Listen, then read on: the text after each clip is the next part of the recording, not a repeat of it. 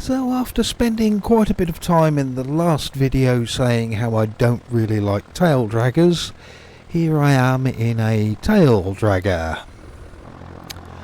which I'm sure you've guessed is one of the aircraft that ships as default with X-Plane, and that's the Stinson, which suffers from the usual tail dragger disease of having a really high nose so you can't see any of the scenery or even the runway. Tail up and suddenly you've got a great view. Yeah, if this was a tricycle geared plane I probably would use it quite a lot more, because I actually really like it. There's a nice feel in this cockpit, it looks nice, and yeah, there's slightly weathered textures. It flies quite well, I like the sound of it. There's a lot of good things I could say about this plane, except for the fact that it doesn't have a wheel at the front of it.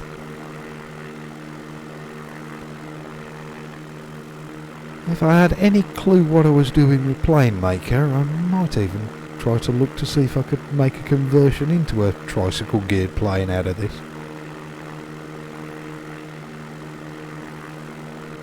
If anybody knows that somebody's actually done that, by the way, please do let me know. So we didn't do an introduction, did we? So welcome to episode number 9 of my Just Flying series. Today we've just left XNZBR the branches, and we're going to the new one I've just uploaded at xplane.org. XNZCF Cameron Flat. Although if you saw the preview video for that airstrip, you may have noticed me calling it Cameron Flats in that video quite a lot. And that's because when I very first spotted that airfield, I misread the name as Flats, plural with an S on the end, and that's kind of stuck in my mind now. But that is totally wrong. It is flat singular, not flats plural, and I'm trying to train myself to actually say it correctly. I'm having various degrees of success with that, so if I do manage to call it Cameron Flats at some point during this video, you'll know why.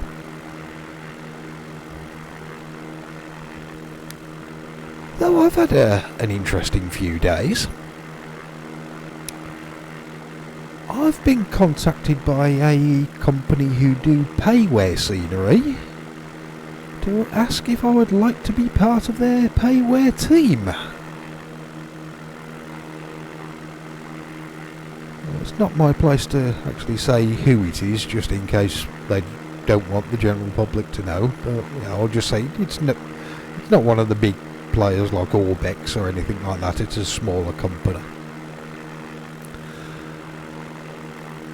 I exchanged a few emails with somebody, and from looking at what they've done and what this guy was saying, they have made some Microsoft Flight Simulator payware stuff, and I think they're looking to convert some or maybe all of that into X-Plane payware scenery. So as they've got the Microsoft stuff, what they actually wanted was they were going to give me all the assets and the objects and the buildings, all the bits and pieces to make the airfield, and they want somebody with a knowledge of the world editor WED and a general understanding of X-Plane to be able to put all that together as a copy of an X-Plane version copy of their Microsoft one. And as it's payware, there was a fee involved with that as well, which wasn't a huge amount of money, but I wasn't expecting a huge amount of money either. Let's be honest, you don't get into flight simulator scenery design to become a millionaire. So they didn't offer a great deal, but I wasn't expecting a great deal anyway, so that's fine. So I did have a genuine think about it, but the answer was no. And largely that's because in all my time of actually making scenery, I've never thought about wanting to do anything that was payware.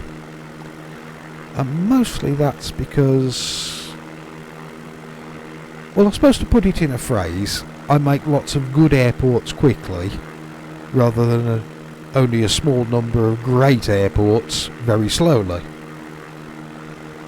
And what I mean by that is, hopefully you think my stuff is good, but I can do them to the quality that I do now in a relatively short amount of time. And I quite enjoy that, of having something new and interesting to keep me motivated. And in fact, I've got about 7 or 8 airports on the go right now, all in various stages of completion. So depends how my mood takes me. I can just flip between them and do a bit on one and change to another. Just do things as I want, and at a time and a pace that suits me. And that's something that works very well for me, as if I tried to do a payware one, I would need to invest a lot more time and effort into one single scenery, and I know what I'm like. I would probably get a little bit bored with it and maybe just never finish it because of that.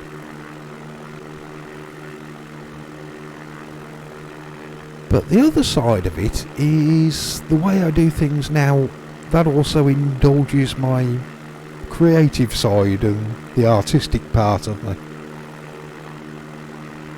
I like to think that I'm quite good with getting the aesthetics of something right and making a scenery that looks nice to use. And it's things like,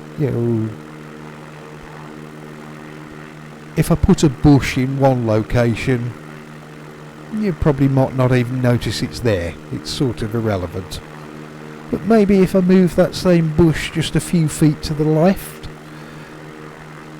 it's the sort of thing you might not really see, but you'd catch it out the corner of your eye, and it would just add to the whole feel of an airport as you taxi around it or as you're landing there. And all those little bits together, it helps build up a nice ambience and feel to a place.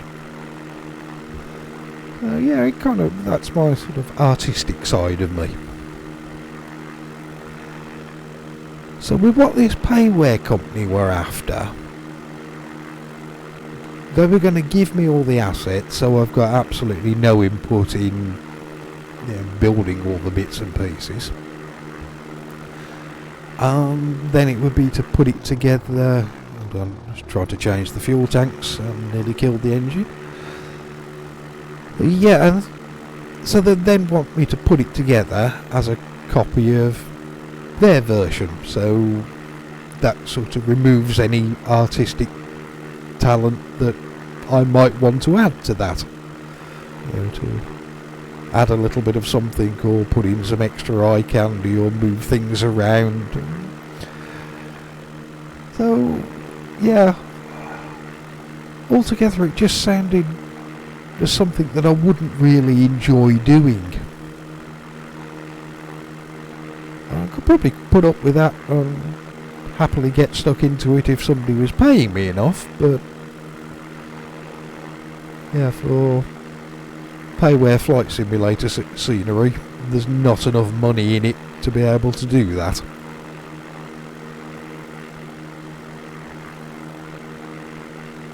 At the end of the day I told them no. We have a nosedive over this mountain and see what happens. We're over the ridge now, aren't we?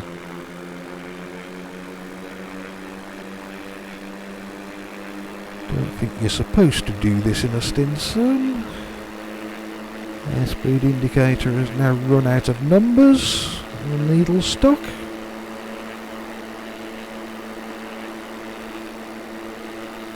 Plane's not fallen apart yet, so we're doing okay.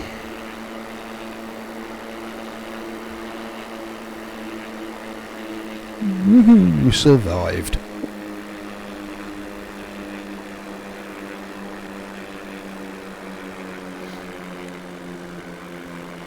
So yeah, the whole thing was quite interesting. It's the first time I've ever really considered payware in any shape or form.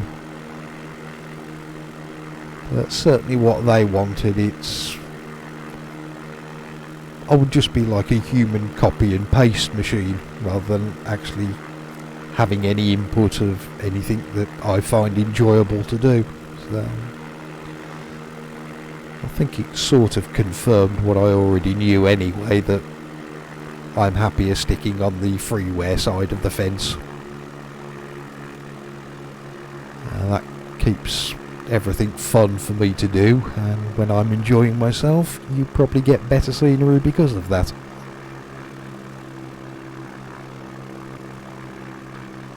And also, that's quite a kick up into the air with that stage of flaps. Bear that in mind with the others, and try and control things a bit better.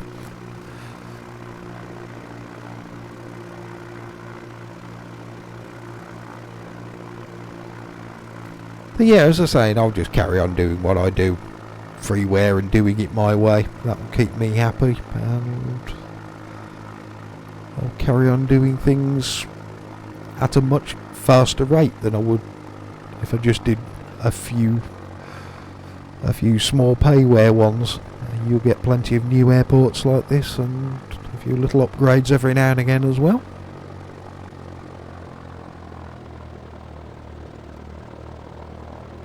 And I'm going to take a guess that's probably what most people would prefer, given the choice. In my time with X-Plane 11, I've managed to fill up New Zealand with good airports, and I'm thinking that's probably going to be preferable to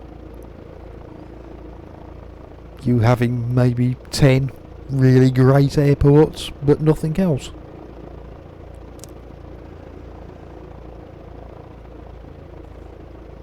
Right then, so enough about that. Let's try and land this thing.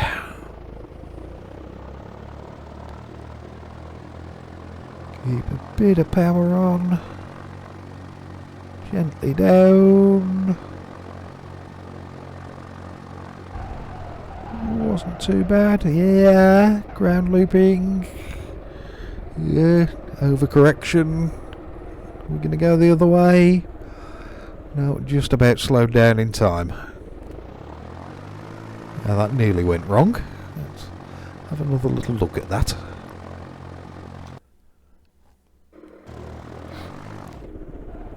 I think the landing was okay, but there was full rudder and brakes trying to stop ground loops once we had got down.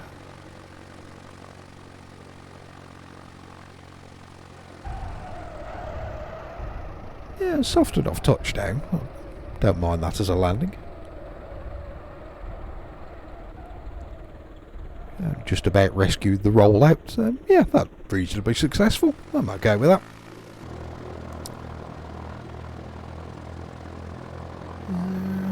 Then. So welcome to XNZCF Cameron Flat. Singular without the S. Even though we can't see it at the moment because the nose of the aircraft is in the way.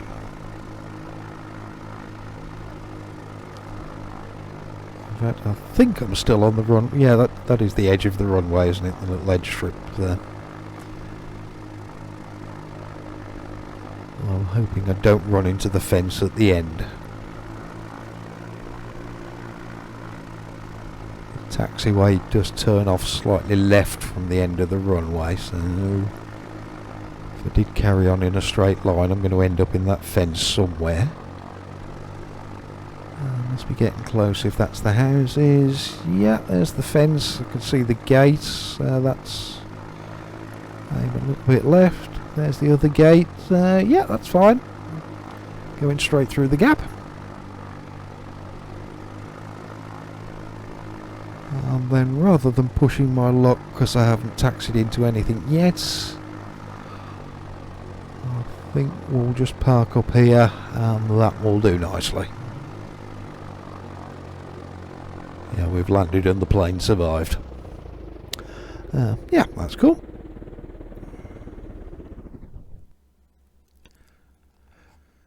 So that was the end of episode 9 then. Yeah, if you enjoyed it, there will be an episode 10 in the not too distant future, no doubt. So I'll see you next time. See you soon. Bye.